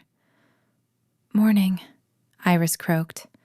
She sat up, wincing as the gravel dug into her skin. She looked down at herself, muddy, bruised, and in her underwear. "We look like a disaster." "We look alive," Max corrected. He sat up, stretching his back. The bruises on his ribs were already fading to a dull yellow. Alpha healing was efficient, provided they ate. His stomach growled loudly, a sound like rocks tumbling in a dryer. "We need to move," Max said, all business now. "Graves will have the roads blocked, but he won't expect us to walk out." "Walk out?" Iris asked, reaching for the satchel. "Max, we're miles from the city. And we're naked." "We're not walking to the city," Max said. He pointed to the burner phone in her hand. "Check the signal." Iris held it up. 1 bar. It flickered, but it held. "Call Nash," Max ordered. "Tell him to bring the van, and clothes, and—" He looked at her, his eyes darkening slightly. "And a weapon." Iris dialed the number Max recited from memory. It rang once, twice. "Boss?" Nash's voice came through, sounding frantic. "We heard about the motel. Mako is ready to burn the city down. Where are you?" "We're alive," Max said, leaning close to the phone so Iris could hold it between them. "We're in the woods, 3 miles east of the Pine Rest, near the old logging road." "We're on our way," Nash said instantly. "But boss, Graves has the council hall locked down. He's claiming you kidnapped the Archivist and stole the treaty. He's calling for a blood hunt." "Let him call," Max said, a cold, dangerous smile spreading across his face. "We're not running anymore, Nash. We're going to the hall." "You're going to fight?" "No." Max looked at Iris, his gaze full of pride. "We're going to read. Bring the van. We have a delivery to make." He hung up. "What's the plan?" Iris asked, putting the phone back in the satchel. Max stood up, unashamed of his nudity, looking every inch the alpha of Storm Valley. "We go to the front door," Max said. "You present the treaty. And if anyone tries to stop you, I remind them why they call me Mad Max." "But first," Iris said, standing up and brushing dirt off her knees, "we need those clothes." Max smirked.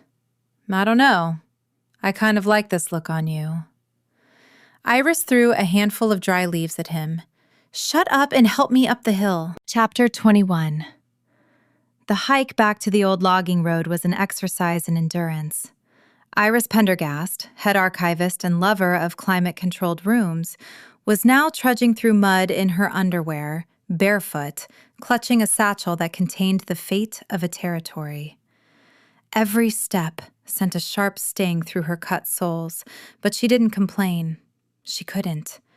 Not when Max was walking ahead of her, stark naked, completely unbothered by the brambles tearing at his skin, scanning the tree line with predatory focus.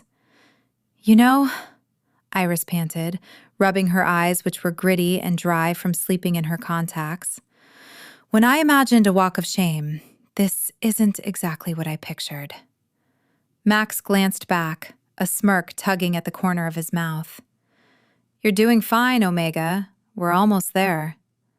He slowed his pace, reaching back to grip her hand. His skin was warm, the fever heat of the shift having settled into a steady, comforting burn. He pulled her up a steep embankment, his strength effortless. They broke through the tree line just as the sound of an engine roared in the distance. A matte gray van, reinforced with bull bars and looking like it had survived an apocalypse or two, skidded around the bend. It fishtailed in the mud before screeching to a halt right in front of them. The side door flew open. Nash, the chatterbox enforcer with a mohawk, leaned out. His eyes widened comically when he saw them. "Boss!" Nash yelled. "You're au naturel! And this Pendergast is—" He politely averted his eyes. "Efficiently dressed." "Less talking, more clothing," Max barked, ushering Iris into the back of the van before climbing in himself. Mako, the silent giant behind the wheel, didn't turn around. He just held up a bag of fast food burgers and offering. "Drive," Max ordered, ignoring the food for a moment to tear open a duffel bag on the floor. He pulled out a pair of worn black jeans and a gray t-shirt that strained across his chest. For Iris, he found a pair of oversized sweatpants and a Storm Valley pack hoodie that swallowed her petite frame whole. "It smells like motor oil," Iris noted, drowning in the fabric but grateful for the warmth. She pulled the satchel strap over her head, tucking it beneath the hoodie. "It's Nash's," Max grunted, shoving his feet into spare combat boots. "We're improvising."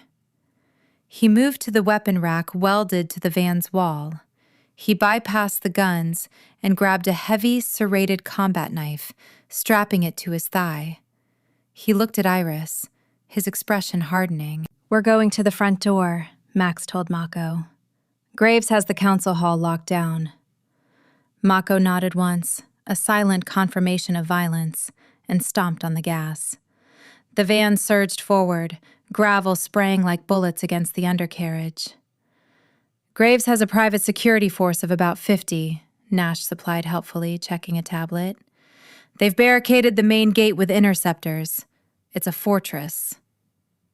Max flipped his silver Zippo open. He'd found a spare in the glove box. Clink, snap. "It's not a fortress," Max corrected, his amber eyes burning. "It's a library. And we have the librarian." Chapter 22. The obsidian tower loomed ahead, a glass and steel monolith piercing the morning sky. But the entrance was unrecognizable. 3 black SUVs were parked horizontally across the main gate, forming a steel wall. Armed guards in tactical gear patrolled the perimeter. "Mako," Max said calmly. "Ram speed." Mako grunted. He downshifted, the van's engine screaming as the RPMs redlined. Iris gripped the safety handle above the door. "We're going to hit them?" "We're going through them," Max corrected. He reached out, placing a large hand on the back of her neck, covering the mark. "Head down." The impact was deafening. The reinforced bull bars of the van slammed into the center SUV with the force of a freight train. Metal shrieked, glass shattered, and the SUV crumpled, spinning out of the way like a toy. The van shuddered violently but kept moving, plowing through the gap and careening up the circular driveway.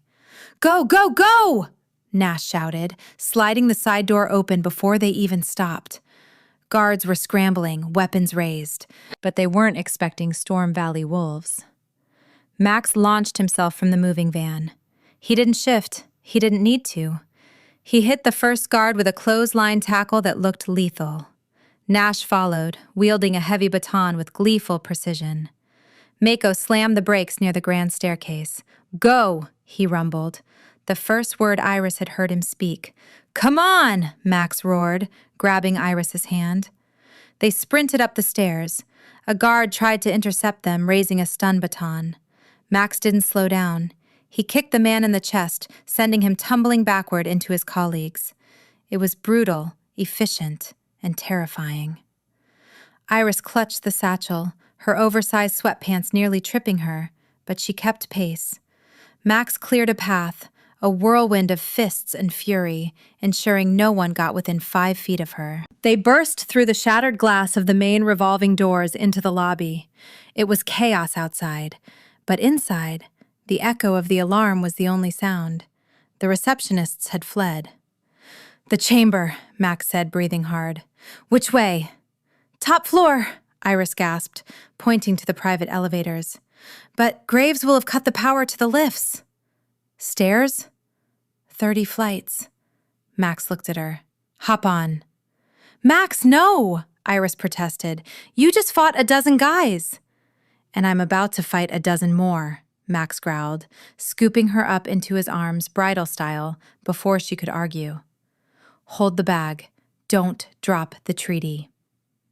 He started running toward the emergency stairwell, taking the steps 3 at a time. Chapter 23.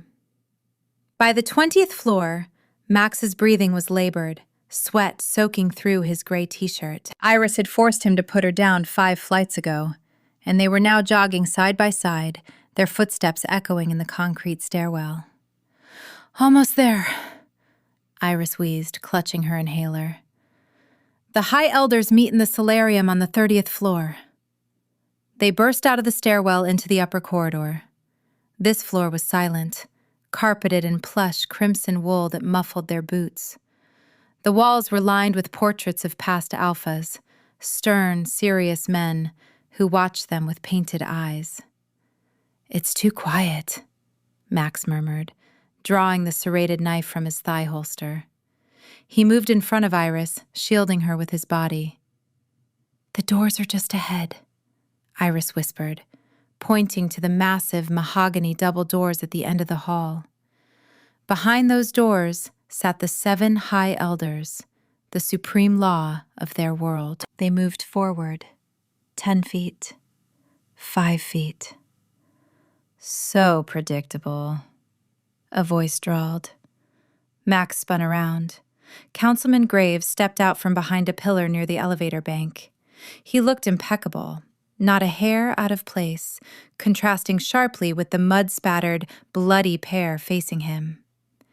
He wasn't holding a gun. He was holding a cane, black ebony, topped with a gleaming, polished silver wolf's head. "I knew you'd come for the elders," Graves said, tapping the cane on the floor. "You storm wolves are so linear." "Get out of the way, Graves," Max warned, his voice a low rumble. I'm done playing." "I'm afraid I can't do that," Graves smiled thinly. "You see, the elders are currently reviewing a proposal to dissolve the Storm Valley Pact due to its alpha's instability. I can't have you interrupting." "You lied to them!" Iris shouted, stepping out from behind Max. "You forged the maps!" "History is written by the victors, my dear," Graves sneered. "And you look like the loser. Look at you, wearing scraps, smelling of dirt." Max stepped forward. "She looks like a queen." He lunged. It was a trap. Graves didn't retreat. He twisted the handle of his cane, and a hidden blade shot out from the tip, pure, gleaming silver. Max saw it too late. He tried to twist away, but Graves was faster than he looked. He slashed the cane in a wide arc.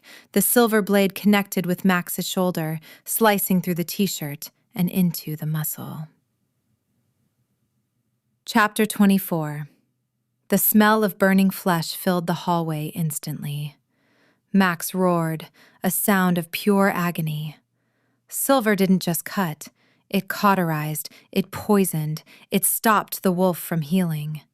He stumbled back, clutching his shoulder, his knees buckling. "Max!" Iris screamed. Graves didn't let up. He advanced, swinging the cane with practiced elegance. He wasn't a brawler. He was a fencer. He struck again, the silver tip catching Max's forearm as he raised it to block. Max grunted, dropping his knife. His arm hung uselessly at his side, the nerves screaming. The silver was working fast, making him lethargic, sapping his strength. "You are a brute, Volkov," Graves spat, circling him. "A rabid dog. You don't deserve the land. You don't deserve the title." Max shook his head, trying to clear the fog. He swung a heavy left hook, but he was slow. Graves sidestepped easily, slamming the heavy silver head of the cane into Max's ribs, the same ribs that had just healed. Max went down. He hit the carpet hard, gasping for air. "And you certainly," Graves said, standing over him, raising the cane for a killing blow to the throat, "don't deserve the girl." Iris stood frozen. Her Max, her invincible, terrifying alpha, was on his knees, bleeding silver-poisoned blood onto the carpet. Graves was going to kill him. She looked at the satchel. The treaty was useless if they were dead. She looked at the hallway. Empty. No backup. She looked at her hand. She was holding the pepper spray. "No," she thought. "He's too far away. The spray won't reach his eyes before he strikes." Her eyes landed on a heavy porcelain vase sitting on a pedestal next to her, a Ming Dynasty replica she had cataloged herself 3 years ago. Graves pulled his arm back, the silver blade glinting in the fluorescent light. "Goodbye, Alpha." Iris didn't think. She didn't calculate. She moved. She didn't run at Graves. She grabbed the heavy vase with both hands, using all her hysterical strength, and didn't throw it. She swung it. "Hey!" she screamed. Graves turned his head just in time to see blue and white porcelain flying at his face. Crash! The vase connected with the side of Graves' head with a sickening crunch. Porcelain shattered. Graves' eyes rolled back in his head. He crumpled instantly, dropping the cane and collapsing on top of Max. Silence returned to the hallway, broken only by Max's ragged breathing. Iris stood there, heaving, her hands empty, staring at the unconscious councilman. "Tier 2 vocabulary," Iris whispered to herself, shaking. "I incapacitated him." Max groaned, shoving Graves' limp body off his legs. He looked up at Iris, his eyes hazy with pain, but wide with awe. "You," Max rasped, clutching his burning shoulder, "are terrifying." "I'm the Archivist," Iris said, rushing to his side and dropping to her knees. She ripped the hem of her oversized hoodie, pressing the fabric against his wound. And that vase was a replica. I wouldn't have used a real Ming. Max let out a choked laugh that turned into a cough. He leaned his head against her shoulder. Get the treaty, Iris. Open the doors. Chapter 25. The hallway smelled of copper and burnt flesh, a nauseating combination that made Iris's stomach lurch. But she didn't have time to be sick. Councilman Graves was a heap of expensive tailoring and unconscious malice on the floor, and Max was fading fast. Max! Iris gasped, hooking her arm under his good shoulder. You have to help me. I can't carry you. Max groaned, his face a mask of gray, sweaty agony. The silver burn on his shoulder was pulsing with a sickly black light, the poison working its way through his massive system with terrifying speed. He was a boulder of dead weight on her shoulders, his usual vitality drained away. Leave me, Max rasped, his voice slurring. Take the bag.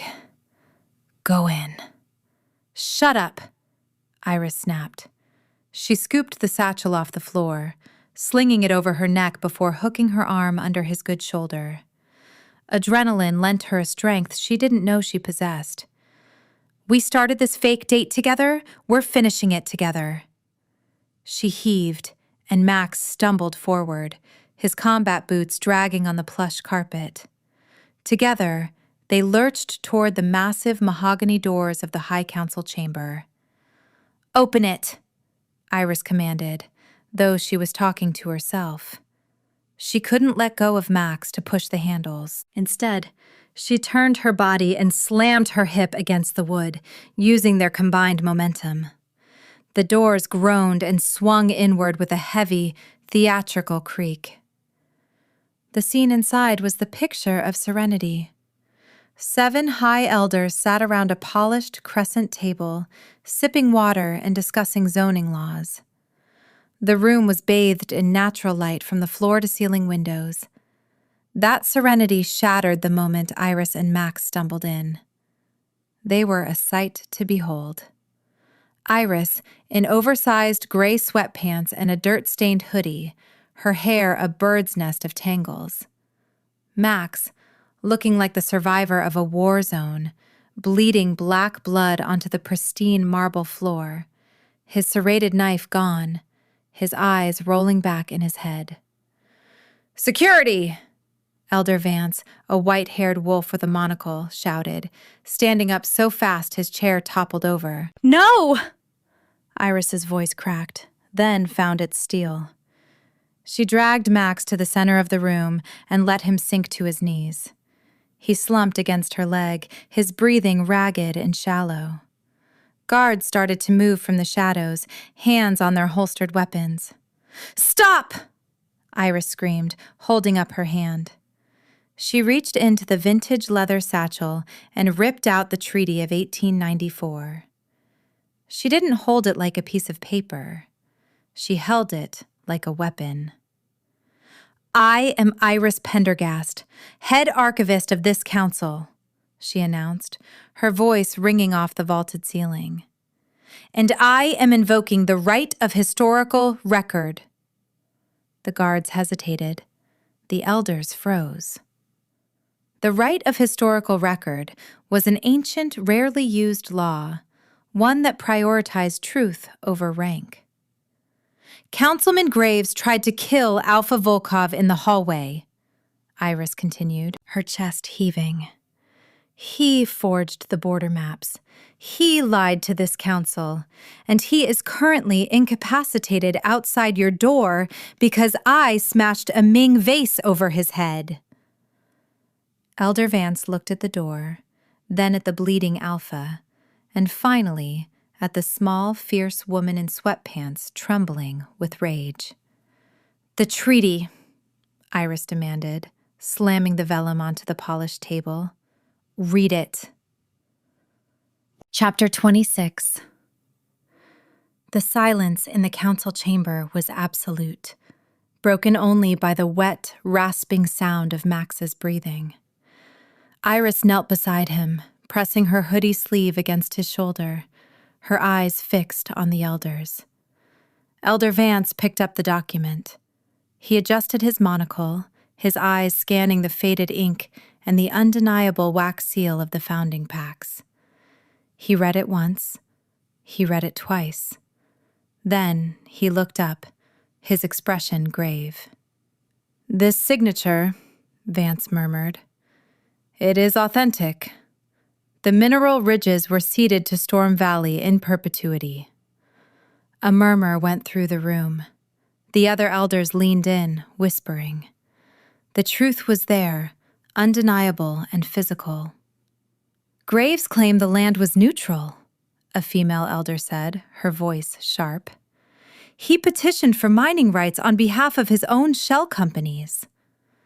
"He stole it," Iris said, her voice trembling as she felt Max's body shudder against hers. "And when I found the proof, he tried to burn down my aunt's bar. He sent mercenaries to kill us." At that moment, the double doors swung open again. 2 of the council guards dragged in the limp body of Councilman Graves. He was groaning, a massive lump forming on his temple where the vase had connected. "He attacked an alpha," Iris accused, pointing a shaking finger at Graves.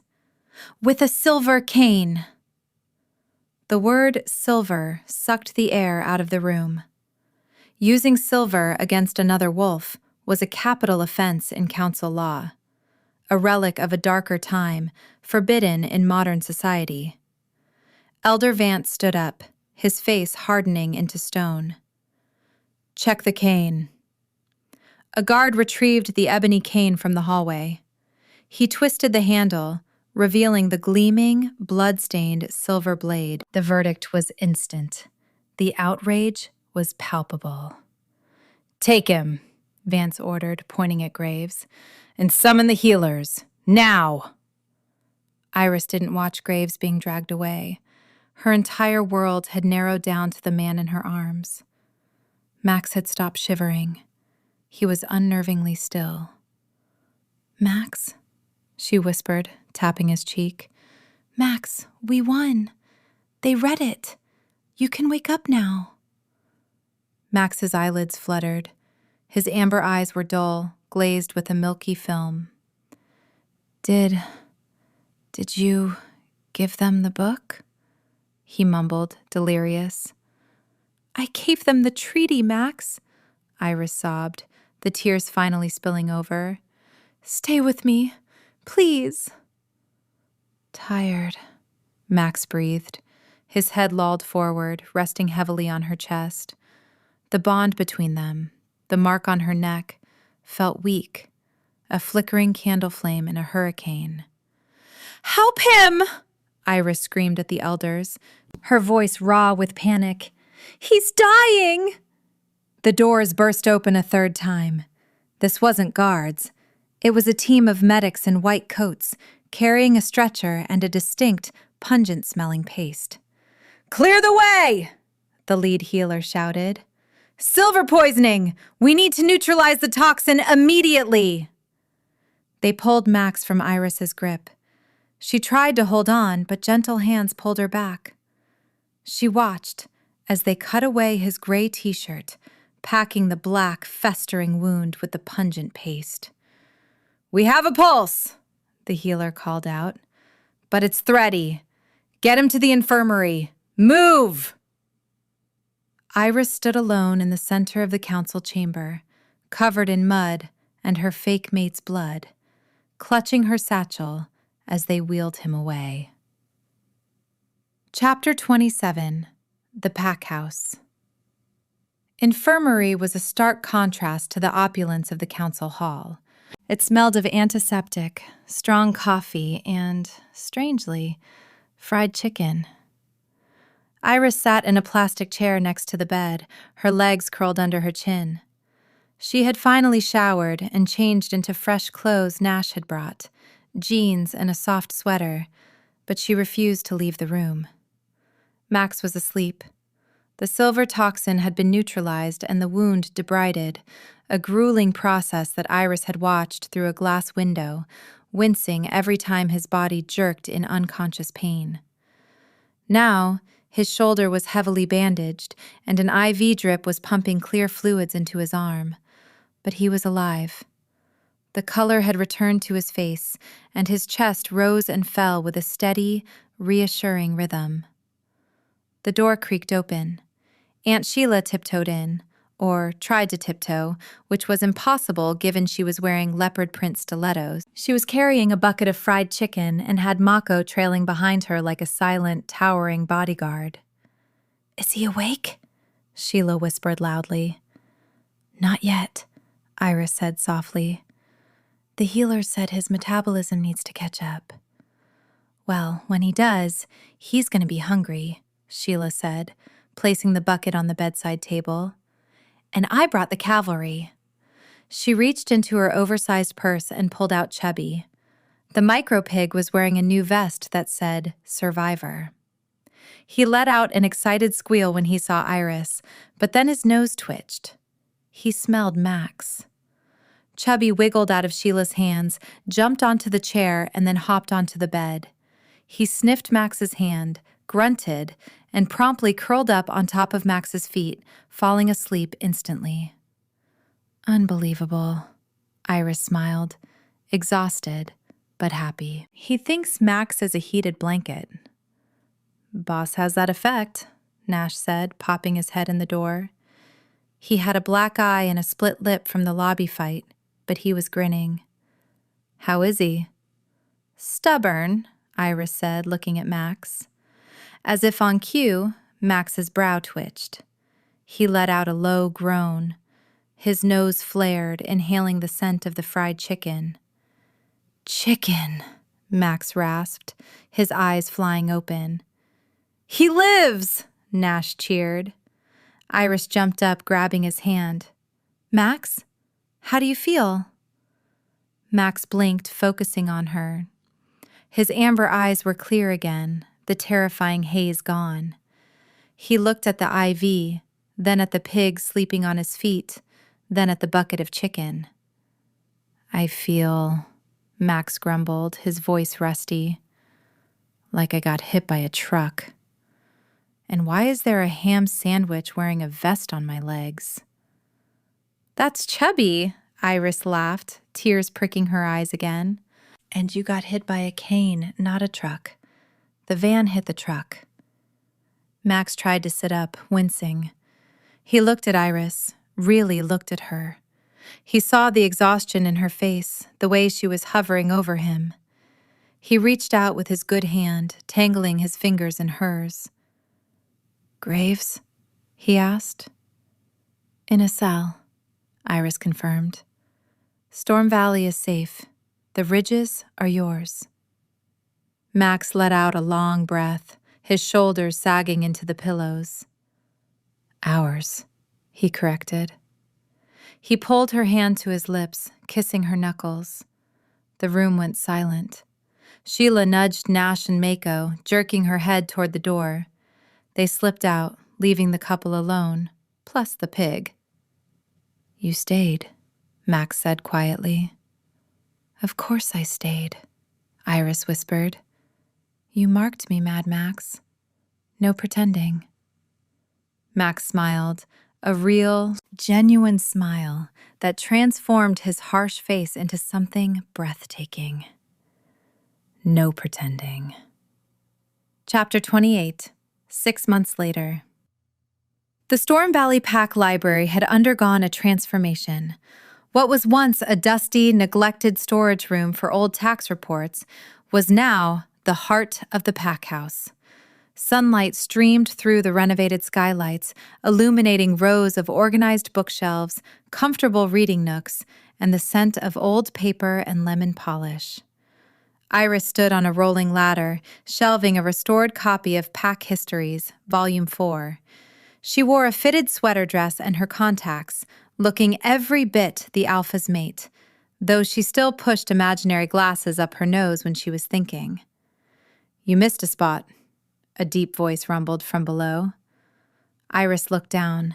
Max was leaning against a bookshelf, arms crossed over his chest. He looked healthy, vibrant, and dangerous in a way that made her heart skip a beat even after 6 months. The scar on his eyebrow was still there, as was the faint silver line on his shoulder, but the haunted look in his eyes was gone. I don't miss spots, Iris retorted, climbing down the ladder. I'm the Archivist. I am precise. Max uncrossed his arms and caught her by the waist before her feet hit the floor. He lifted her easily, spinning her around. You're also late for lunch, he murmured, nuzzling her neck right over the mark. And Chubby is getting hangry. He tried to eat Mako's boot again. Chubby is always hangry, Iris laughed, wrapping her arms around his neck. Where is he? Sleeping in the car, Max said. Iris smiled. Outside the window, parked next to Max's pristine matte black Ford Raptor, was her trusty silver 2020 Nissan Rogue. It was gleaming, freshly detailed, and sported a brand new sticker on the back window. Pack Mom on board. I was thinking, Max said, setting her down but not letting go. We never actually finished that date. Which one? The fake one, Max grinned. The one where I was supposed to be a polite, civilized gentleman who doesn't bite people. I prefer the real date, Iris said, standing on her tiptoes. The one where you bite. Max growled low in his throat, a sound that made the few wolves reading in the corner pretend to be very interested in their books. Good, Max whispered against her lips. Because I have a reservation at that Italian place you like. And I promise not to punch anyone, unless they look at you wrong. I'll take it, Iris said. He kissed her then, slow, deep, and full of promises kept. The library was quiet, filled with the peace they had fought for. The Treaty of 1894 was framed on the wall behind them, a testament to history. But the real story wasn't on the paper. It was right here. Ready? Max asked, pulling away. Ready, Iris said. They walked out of the library hand in hand, stepping into the sunlight of Storm Valley. No pretending, just them. The end. Quick favor. Don't go anywhere yet. If you thought Iris was brave for smashing a priceless Ming vase over a councilman's head, wait until you meet the heroine in this next story on your screen. You have to hear this disaster unfold. Click the video on your screen right now. It is absolutely unhinged.